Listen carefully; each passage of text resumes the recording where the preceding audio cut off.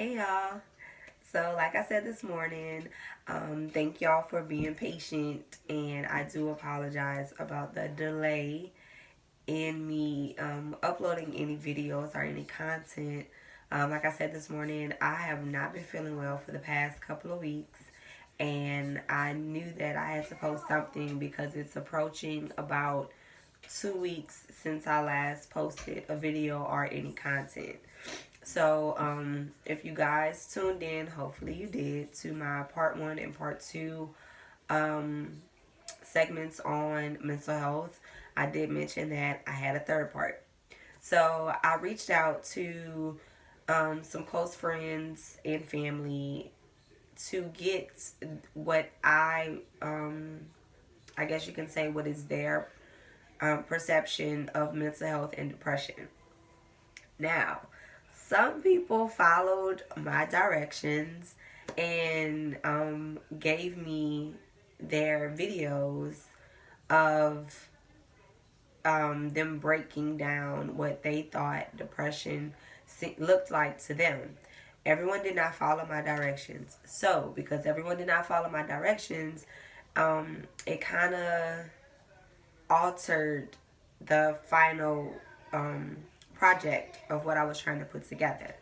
And I also mentioned that I had a dear friend that had gone through a lot of unfortunate events, that had attempted suicide multiple times over the course of their life. And I reached out to them for what I considered a very personal video of them explaining how they feel and felt during those times, and also what they're currently going through to try to keep them from going back to that point. Unfortunately, um, during the month of December, that friend had a suicide attempt.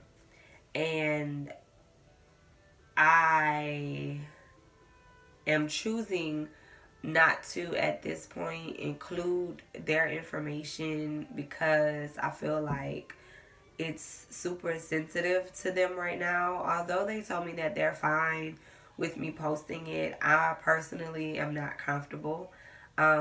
If you're watching, and I know you will be, I love you dearly. But I am not going to share your story right now. I pray that I'll be able to share that story later on down the line. Now, to my friends and family that did either send me videos of them personally explaining what depression looks like to them, or some of them just typed up. I sent out questions, and some of them just typed up their answers to me. I thank you for that information. What what I'm trying to do with that, I'm not going to disclose that, but that's not what I'm going to be posting today. I am going to use that content and that feedback from them at a later time, since I wasn't able to compose it the way that I wanted to. And I feel like because it is something that's so sensitive, I want to make sure that it comes out properly. So I am going to use that content. There will be a follow up to this. I will post the project in a hold on a level that I feel comfortable. I didn't want to half-ass it and piece something together that I didn't feel like fit the passion that I feel for this topic. So I know you guys were waiting on something bigger than this, and I'm sorry. I have a strong passion and sentiment when it comes to the topic of depression and mental health. So I really want to make sure that it's put together in a manner that it's going to be displayed, and that you guys are going to be able to really take something from it and hopefully make a decision in whether or not you choose to seek any help with whatever issues that you're dealing with. Like I said in my previous two videos about the topic, it's something that I'm still working on. Every day it's a struggle, especially being that I have kids.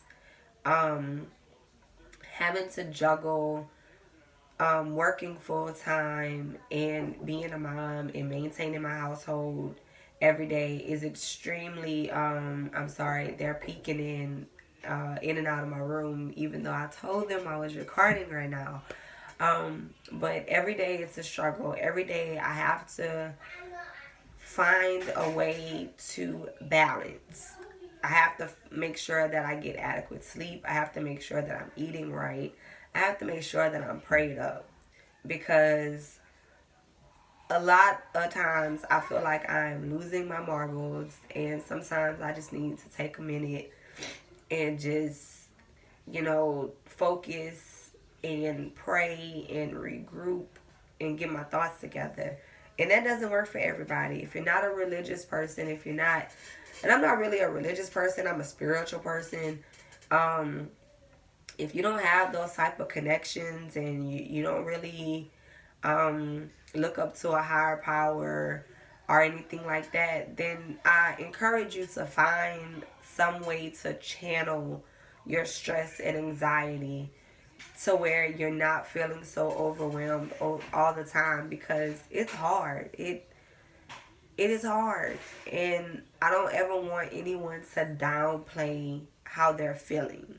You know, a lot of people, I've had people say, well, you asked for more, or, and that's in relation to work.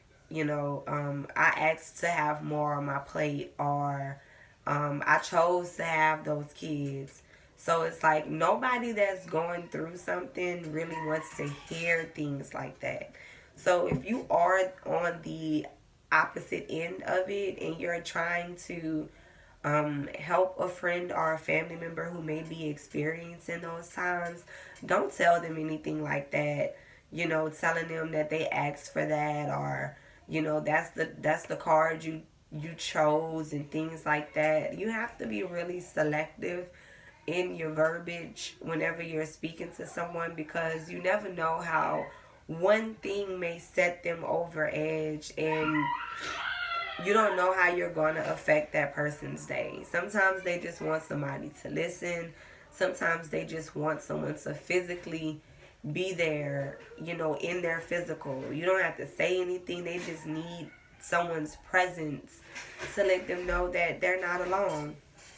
So I encourage people this week to extend yourself to others in the simple form of, when someone comes to mind, send them a text message, ask them how they're doing, give them a phone call, ask them how they're doing. You don't have to overly exert yourself into what they have going on, but y'all, a simple "how are you doing" text message can make a world of a difference. And a lot of the times we'll think about somebody, but we'll be like, oh, I'll call them later, I'll text them later, and then a week or so goes by, and then you don't hear from that person, and you kind of put it on the back burner. Shoot a text, hey, you were on my mind just now, hope everything is going well, have a good week. Something simple. So I encourage you guys to do that. I do want you guys to be on the lookout for my project concerning mental health and depression.